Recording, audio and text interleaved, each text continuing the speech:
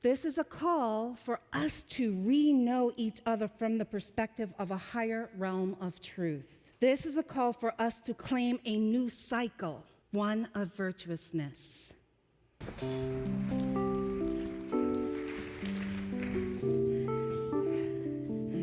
Turn it around. Oh my goodness gracious. You guys sound so good.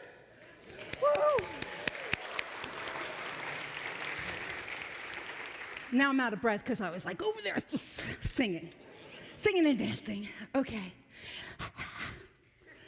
So grateful. So here we are. We've been talking about appreciation and devotion this month. And last week we tackled appreciation. And really, how do we be in appreciation for all the things that happen in our lives while also dealing with issues as they come up with an air of curiosity? We affirmed that much of our anxiety can be soothed by being in this attitude of, we'll see. And so this Sunday, what we're going to do is we're going to look at how being in devotion to others and ourselves can be a way forward for our highest good. Now, I don't know about you, but we've been conditioned to believe that someone that is shining brightly, standing in their power and authority, is somehow a threat to us. In this mindset, we find reasons to pick out, are they really who they say they are? We nitpick at things that might be a little bit of an issue there. And then we collude with others into proving that this shiny light is really a flashlight in disguise. One only has to look at our heroes and celebrities to see this vicious cycle play out in our society. Britney Spears, beautiful, talented, successful. From the time that she was 10 years old, she's been in show business and yet has been the brunt of criticism, paparazzi stalking, and ridicule. Carl Lentz, megachurch celebrity pastor. And there have been extensive stories of sexual abuse and abuse of power and misconduct under his pastorate of Hillsong, New York City.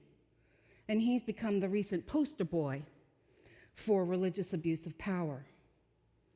Matt Chandler, a mega church pastor again from Village Church in Flower Mound, Texas. And he was kicked to the curb after the church leader's lawyer determined that Chandler violated the social media policy.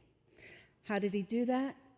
By exchanging inappropriate messages with another woman who wasn't his wife. Did all their contributions, whether it's song or performance or teachings, mean anything? You see, in each of these high-profile individuals, there has been criticism and tearing down of the individual. There is a sense of righteous indignation for their failures, which proved they weren't truly heroes, but imposters. We overlook the fact that these individuals were a light for so many. We overlook the fact that the use of their gifts have been amazing contributions. We overlook the fact that they missed the mark, that they may have been in error, but that doesn't make them failures. It doesn't make them any less divine. As a society, we want our pound of flesh for their immorality, for their mistakes, for their weaknesses. And we inaccurately believe that someone else's downfall means there is more room at the top for us. Their downfall means we don't have to look at our own mistakes. Let's face it, we all make mistakes. We all make mistakes. We just didn't get caught publicly. And we sit in our chairs and judge how stupid they could be for being busted for their actions, while feeling smug about how clever we are. We miss the fact that being critical of another and elated for their demise is not of oneness. It's not of kindness. It's not of love. It's not of grace. So let's talk about criticism for a little bit. What's the definition? The definition says it's an expression of a disapproval of someone or something based on our perceived faults or mistakes. But really, it's their perceived, right? Faults and mistakes. And where do we get these faults and mistakes? Where do we get the idea of what is a fault and what is a mistake? Well, we get it from our upbringing. We get it from our family systems. We get it from societal labels of what's moral, what's depraved. And let's be clear. These morals are not what God desires of us. These morals are not what God desires of us. It's not God's code of conduct. It's our patriarchal forefathers' laws as they described what they thought God would find acceptable or unacceptable. From the book, The Kingdom, written by Paul Selig, we get to hear from beyond the realm. Quote, we will tell you what heresy is, and very simply put, it is the denial of the divine, not the acceptance of it. To deny the divine in your fellows is an act of heresy, and to deny it in yourself must be the same. So when you talk to your friends about Rev Sheree talking about this talk, please do not say she is advocating lawlessness, because I'm not. But what I am saying is that this is now a call for us to be in devotion to oneness. And when we're in devotion to oneness, that means that we are in devotion to each other, to divinity. We have lived in a world where we have witnessed the history. We've witnessed it long enough to know that anything that we go to war on, what happens to it? It increases. That's correct, it increases. So you tell me, war on drugs, success or failure? Failure, right? We have a huge epidemic, an opioid epidemic. War on poverty, success or failure? Yeah, that's correct. It's a failure. We have the greatest wealth divide than we've ever had. War on terrorism, success or failure? Failure. Yeah, we now have created our own homegrown terrorists. January 6th, anyone? Okay. This is a call for us to re-know each other from the perspective of a higher realm of truth. This is a call for us to claim a new cycle, one of virtuousness. Now, virtuousness can have like a mixed connotation there. It's defined as having high moral standards. And in our understanding of that, what we have done is we have used the puritanical standards as the measuring stick for this. So we go with the puritanical standards as what is morality. So I'm suggesting that we change one of the words from high moral standards to high spiritual standards, to having and showing high spiritual standards. So this is the plot twist, when you read a book and you're like, oh, plot twist, here we are. So what does high spiritual standards mean? Well, when we think about spirituality, what are we focusing on? God. Yes, we are focusing on God. We are focusing on divinity. We are focusing on our soul's consciousness. And then what do we know about spiritual truth? God is love. There is only one God. There is only one presence, right? And finally, who are we? We are all of God. We are all of God. Therefore, high spiritual standards would mean being loving and honoring, that we are each other's brothers and sisters, and being with each other in a state of lifting each other up. We are here to lift each other up, not tear each other down.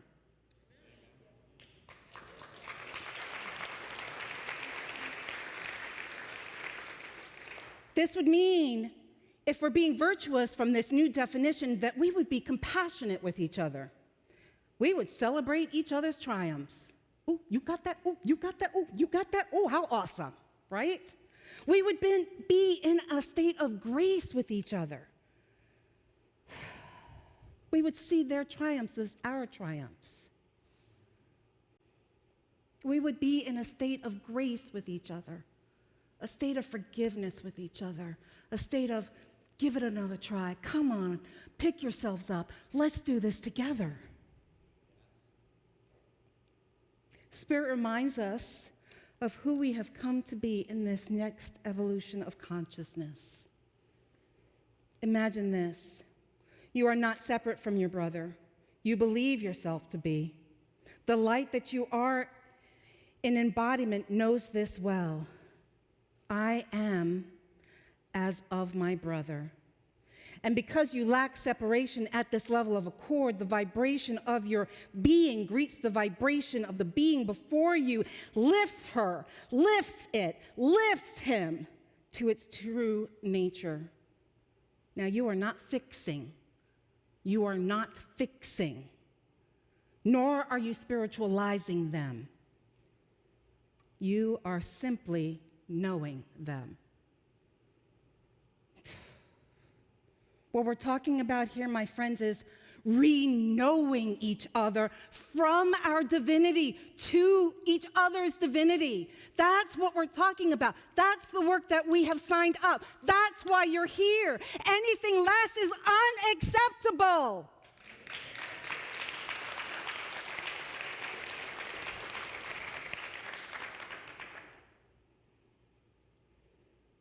So this concept of oneness is not a thought. It's an action. It means that we are willing to be in devotion and create from devotion, not create from separation. So let's talk about devotion for a minute. It has multiple definitions. First one is defined as love, loyalty, and enthusiasm for a person, activity, or a cause. So that would mean from our new understanding of virtuousness, we would be loving, loyal, and enthusiastic for every person's good. Could you imagine walking into a room and knowing, ooh, they want the best for me. Ooh, they're there for me. Ooh, they're loyal. Devotion can also mean religious worship or observance. So I'm going to just take religious out because of religious has so much negative connotation to it, and I'm going to replace that with spiritual. So then devotion becomes spiritual worship or observance. And from our understanding of high spiritual standards, we would be spiritually worshiping each other. Spiritually worshiping each other. That would mean I'm speaking from my divinity to your divinity. Devotion is also defined as prayers or religious observances. Once again, taking out religious and saying spiritual observances. And from this perspective, it would mean that being in devotion to each other means holding the high watch, holding the sacredness of each person. Suddenly, we are now in a new way of being. We are practicing devotion to everyone on the planet. We are devoted to each other's well-being. When we are in this mindset, we're no longer plagued by jealousy, resentment, unforgiveness. We are no longer looking to the imperfections to criticize. We are no longer afraid that someone's success means we are failures. I know you can tell I'm really emotional about this because I believe this is how we can show up with each other. I believe this is how we walk in integrity. I believe this is how we align with God.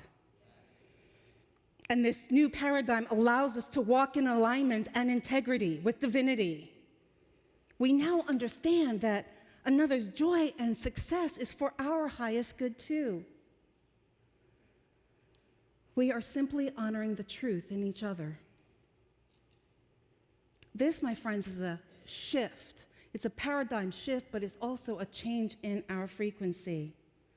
We are moving from resonating with our patriarchal societal rules of an eye for an eye. We're moving from that to resonating in our divinity. And this shift in frequency is going to change us all at depth. And the exciting thing is, it will change those around us as well. So here's what this author has to say about the shift. Being the frequency of love allows us to accept all things as possible and accept each other as worthy. Loving unconditionally means you value all human life unequivocally. It's about valuing all life, regardless of religion, race, culture, ethnicity, political party. And now usually, when I'm talking to somebody on this level, I get the question, what about the murderers? What about the rapists? What about the evil ones? And I believe that everyone is accountable for their actions. And I also believe in redemption and transformation. Our purpose for being here in this incarnation is to be the frequency of love, not the frequency of judgment, not the frequency of criticism. We are here to be the frequency of love and to be in forgiveness. Does it feel awful when something happens to us that hurts us? Yes. Yet we are called to see beyond that situation. Yes, we will feel the pain, we'll feel the sadness, maybe even devastated, but we don't stay there. We don't stay there. Because if we did, then we're in the victim role, blaming someone else for our lives. It's in the forgiveness for ourselves and for others that miracles really do happen. Imagine, just because you exist, you deserve unconditional love. Just because you're breathing, you deserve unconditional love. Just because you woke up this morning, you deserve unconditional love.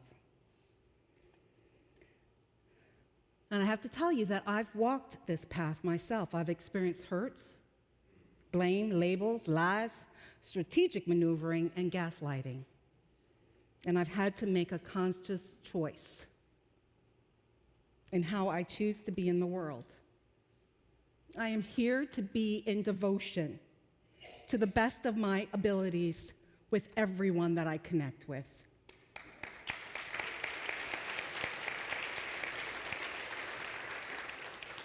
And sometimes I miss the mark. But you know what I do? I get back up. I make the commitment to be in devotion. That's what I do.